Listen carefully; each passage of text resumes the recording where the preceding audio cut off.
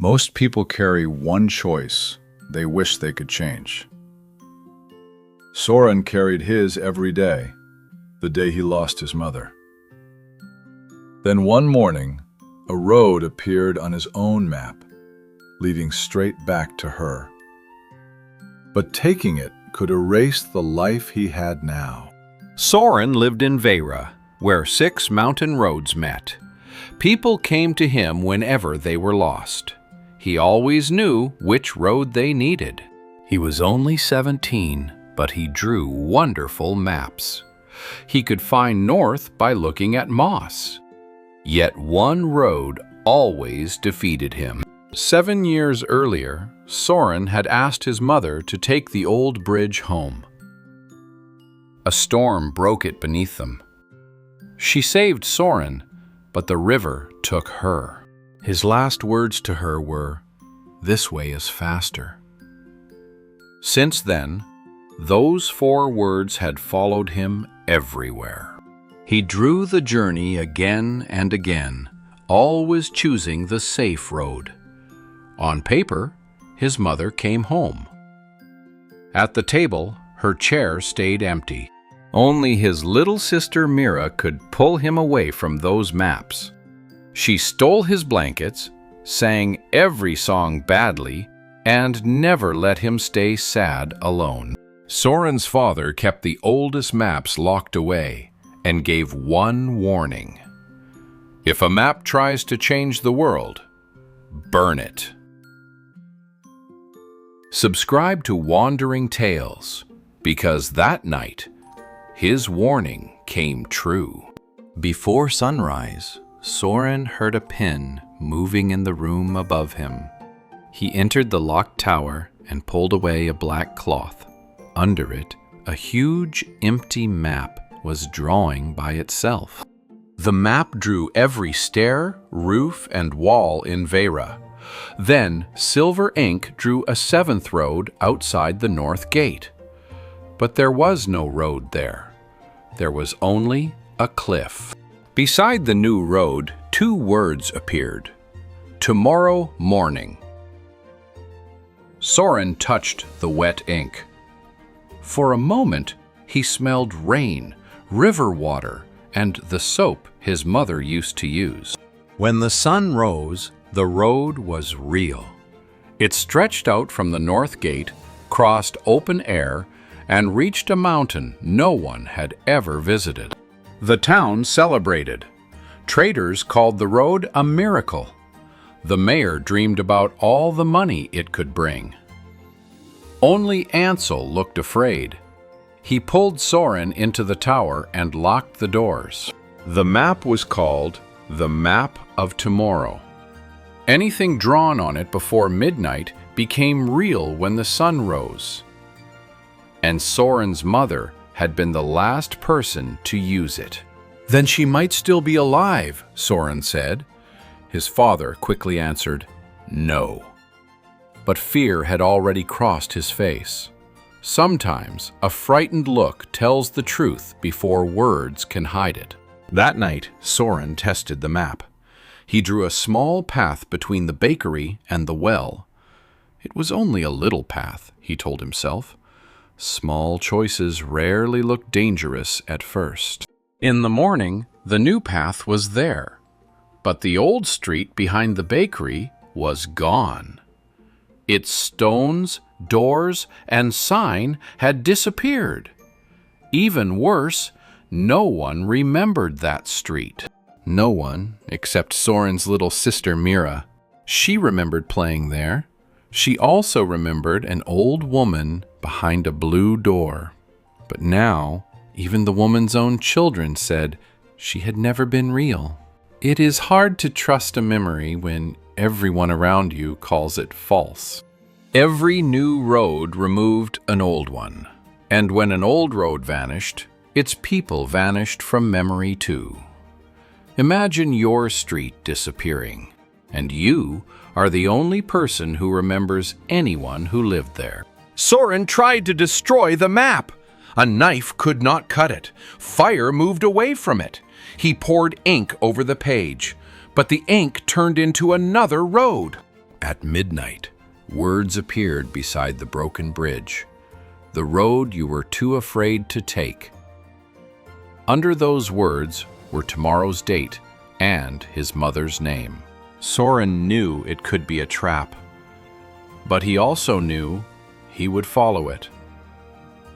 When you badly want to fix the past, even a dangerous hope can feel impossible to leave behind. He drew the missing road.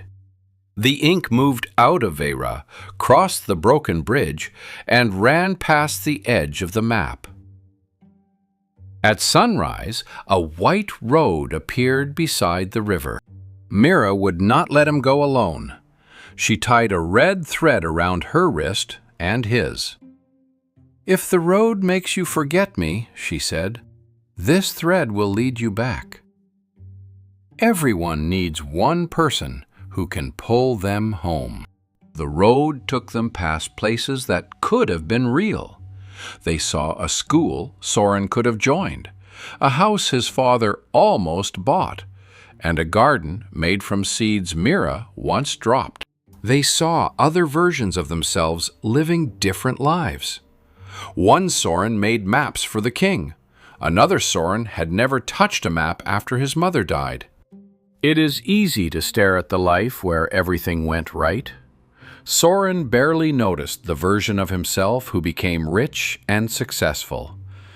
He could only watch the one whose mother was still beside him. The white road ended in a land of unfinished paths. Bridges stopped in the middle of the sky. Doors stood without houses. Thousands of signs pointed toward days that never happened. At the center of this strange land stood Soren's mother, Lyra. She looked exactly as she had on the day of the storm. She put down her pen and said his name. Soren had dreamed about this moment for 7 years. In those dreams, he always knew what to say. But real goodbyes and real reunions rarely follow the speech in your head. Soren could only ask, "Did you hear what I said on the bridge?" Lyra held his face. "I heard a child trying to get us home," she said. "The storm took me, Soren. You did not." For the first time, Soren felt the heavy blame leave him. Then the ground shook. All around them, the missing streets from Veyra began joining together. Lyra had not called Soren there to save her. She had called him to stop the map. Every new road made this strange land stronger and made Soren's real home weaker. By the next sunrise, every road into Veyra would disappear. Everyone who had used those roads would be forgotten. Soon, it would be as if the whole town had never existed. There was only one way to stop it. Soren had to draw a road home, take the map with him, and tear it apart at the exact moment the sun rose. But the road home could carry only 2 people. Soren looked at his mother. Mira held the red thread between them. Before anyone could speak, the white road began breaking behind their feet. The map offered Soren a way out. He could remove Mira's name and give her place to his mother. At once, it showed him the life he had always wanted. Lyra was home. Her chair was filled. The family was whole. Then Mira's red thread began turning white. Her hand faded with it. Soren heard her awful singing in his mind. He remembered his stolen blankets and every night she had waited for him. The map called them small things. To Soren, they were a life. Lyra saw what the map was offering. She stepped away from the road. "I will not come home by taking Mira's place," she said. The perfect family in the map cracked down the middle. Soren finally understood. The map could copy a perfect life, but it could not love the people inside it. He drew the road beneath himself and Mira. Color rushed back into her hand. Before he could say sorry, Lyra smiled. "You found me," she said. "Now stop living inside the day you lost me." Soren hugged her once. The road broke between them, and he ran home with Mira. Behind them, unfinished bridges fell into the mist. Ahead, Veyra was already fading. The tower disappeared one window at a time. At the top, Ansel waited with the map open. Soren and Mira reached the tower as sunlight touched the mountains. Soren and his father grabbed the map from both sides. Together, they tore it in half. Every missing road came back. The street behind the bakery returned. The blue door opened again.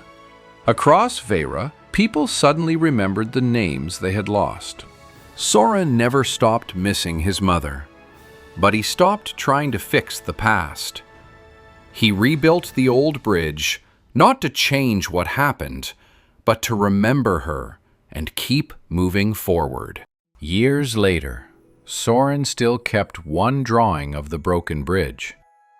Sometimes his pen stopped over it. Then Mira's terrible singing floated through the window. Soren turned the page and drew a new road leading toward the morning. Next on Wandering Tales, another place that should not exist, the house that knocked back.